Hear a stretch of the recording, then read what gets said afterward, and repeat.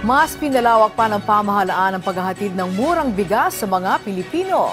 Sa katunayan, makikinabang na rin sa benteng bigas meron na program ang mga minimum wage earners sa Clark Freeport Zone.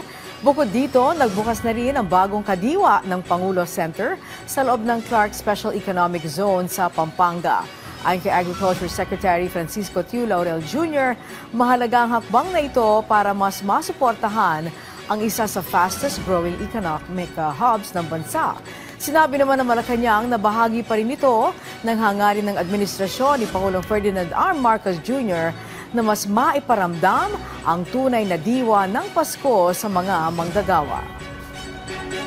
Bilang tugon sa hangarin ni Pangulong Marcos Jr.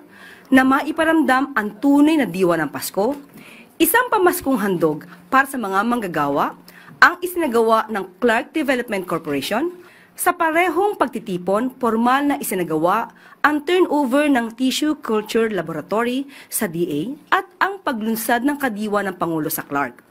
Layunin ng kadiwa ng Pangulo sa Clark na maipaabot sa mga manggagawa ang abot-kayang bilihin at suportahan ang mga lokal na produkto ng magsasaka doon.